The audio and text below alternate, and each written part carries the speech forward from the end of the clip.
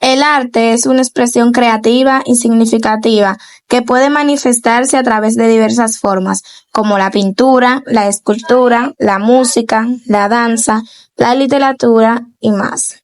A menudo el arte refleja las emociones, las ideas, las experiencias y las percepciones del artista, así como también puede provocar emociones, reflexiones y respuestas en quienes lo experimentan.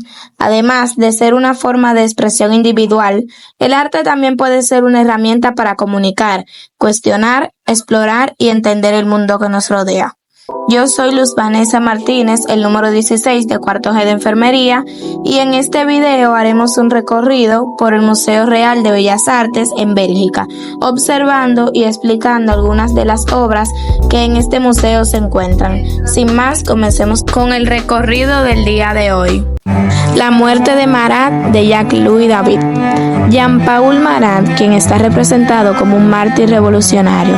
El ambiente de la pintura es el interior de la bañera donde Marat fue asesinado.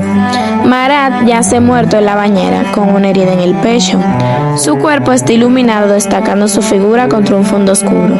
En la mano izquierda de Marat sostiene una carta, posiblemente simbolizando su papel como periodista revolucionario. Junto a él hay una pluma y una tinta, herramientas de su profesión. La expresión en el rostro de Marat es serena, lo que enfatiza su papel como mártir de la Revolución Francesa. El ángulo bajo de la vista del espectador intensifica el drama de la escena. Predominan los tonos oscuros y sombríos, con el contraste de la luz sobre el cuerpo de Marat, lo que añade dramatismo a la escena. La técnica utilizada por Jacques-Louis David en la muerte de Marat es principalmente óleo sobre lienzo. Esta técnica implica el uso de pigmentos de óleo mezclados con un aglutinante, como aceite de linaza, para crear capas de color sobre un lienzo. David era conocido por su habilidad en el uso del óleo para crear efectos de luz, sombra y textura, lo que contribuyó a la intensidad dramática de la pintura. La muerte de Marat de Jacques-Louis David es una obra representativa del movimiento artístico conocido como neoclasicismo. Este movimiento se desarrolló en Europa durante el siglo XVIII y principios del siglo XIX, como una reacción contra el estilo rococó. El neoclasicismo buscaba inspiración en la antigua Grecia y Roma, abogando por la simplicidad, la claridad y la racionalidad en el arte. En esta pintura, David aplicó los principios neoclásicos mediante la representación de la figura de Marat de manera idealizada y la utilización de una composición simétrica y ordenada. Jacques-Louis David se inspiró en un evento real para crear la muerte de Marat. La pintura representa el asesinato de Jean-Paul Marat, un líder revolucionario durante la Revolución Francesa. Marat fue apuñalado hasta la muerte en su bañera por Charlotte Corday, una girondina contrarrevolucionaria, el 13 de julio de 1793. David, que era un partidario activo de la Revolución Francesa, retrató a Marat como un revolucionario mártir, destacando su papel en la lucha por la libertad y la igualdad. La pintura se convirtió en un símbolo poderoso de la Revolución Francesa. La siguiente obra que veremos se llama Paisaje con la caída de Ícaro. La obra es atribuida a Peter Bruegel el Viejo, un pintor flamenco del siglo XVIII. La pintura muestra un paisaje campestre, con una variedad de actividades y escenas.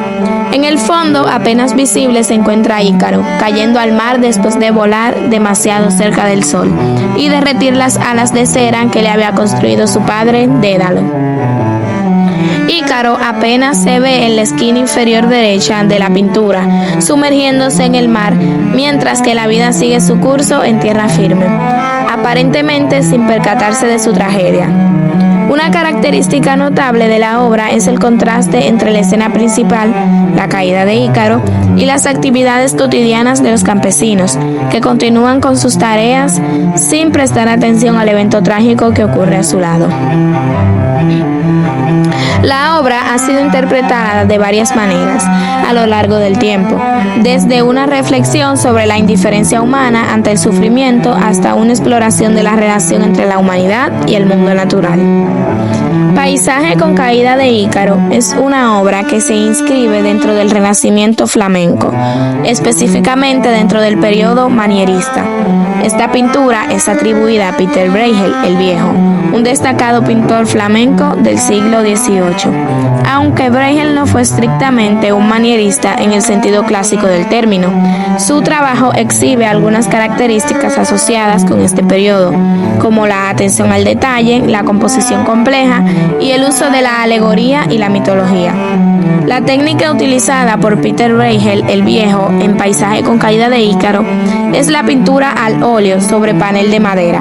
Esta técnica implica el uso de pigmentos de óleo mezclados con un aglutinante como aceite de linaza, aplicados sobre un papel de madera.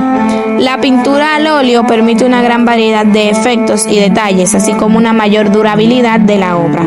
Bruegel era conocido por su habilidad para crear paisajes detallados y realistas, utilizando esta técnica.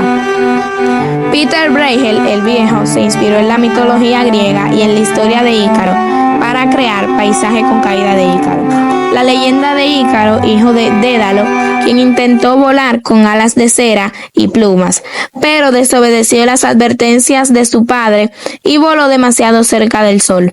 Es un tema recurrente en el arte y la literatura. Bruegel pudo haberse inspirado en esta historia para explorar temas como la ambición humana, la tragedia y la relación entre el hombre y el mundo natural. Old Woman Dancing es una pintura del artista francés Jean-Baptiste Siméon Chardin, realizada en el siglo XVIII. La obra representa a una anciana que está dormida en una silla, con la cabeza inclinada hacia adelante y las manos descansando sobre su regazo. Chardin era conocido por su habilidad para capturar la intimidad y la cotidianidad en sus pinturas, y Old Woman Dancing no es una excepción. La obra transmite una sensación de tranquilidad y serenidad, mientras que la figura de la anciana refleja la fragilidad y la humanidad universal. La atención al detalle en la representación de la luz y las sombras también es notable, lo que contribuye a la atmósfera tranquila de la escena. Old Woman Dancing pertenece al movimiento artístico conocido como el rococó. Este estilo, que tuvo su apogeo en Europa durante el siglo XVIII y principios del siglo XIX, se caracterizaba por su enfoque en temas delicados, elegantes y a menudo frívolos. El rococó se destacaba por su énfasis en la ornamentación, la gracia y la sensualidad, en contraste con los estilos anteriores que tendían hacia una representación más idealizada y formal. Los artistas rococó como Chardin se centraban en la vida cotidiana, la naturaleza y las escenas íntimas y domésticas, como se ve en Old Woman Dancing. La técnica utilizada por Jean-Baptiste Siméon Chardin para crear Old Woman Dancing fue la pintura al óleo sobre lienzo. Esta técnica es una de las más comunes en la historia del arte y consiste en mezclar pigmentos de colores con aceites secantes para crear una pintura. Los pigmentos se aplican sobre un lienzo preparado previamente con una imprimación, y el artista puede trabajar en capas para lograr diferentes efectos de color y textura. Chardin era conocido por su maestría en el manejo de la pintura al óleo, especialmente en su capacidad para representar la luz y las sombras de manera realista, lo que se evidencia en Old Woman Dancing. Jean-Baptiste Siméon Chardin se inspiró en la vida cotidiana y en la observación directa de su entorno para crear sus obras. En el caso de Old Woman Dancing, es probable que Chardin se haya inspirado en la realidad de las personas mayores en su época y en la belleza de la vida doméstica. Chardin era conocido por su habilidad para capturar la humanidad y la intimidad en sus pinturas, y es posible que haya encontrado inspiración en la tranquilidad y la serenidad de los momentos de reposo y reflexión. Además, como artista del rococó, es probable que Chardin también haya sido influenciado por el interés de este movimiento en la representación de la vida cotidiana y en la exploración de temas relacionados con la naturaleza humana. Otra obra que se encuentra en este museo es Ataque a un convoy. Esta es una pintura del artista holandés Esaias van de Velde, quien fue conocido por sus paisajes y escenas marinas.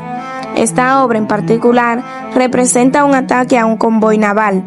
posiblemente durante un conflicto armado de la época.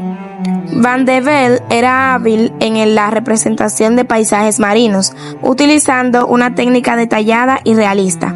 Es probable que en esta obra haya empleado óleo sobre lienzo, típico de la pintura de la época. La composición de la obra probablemente muestra el mar como elemento central, con los barcos del convoy siendo atacados por enemigos. Puede haber una sensación de movimiento y caos en la escena, con el agua agitada y los barcos en diversas posiciones.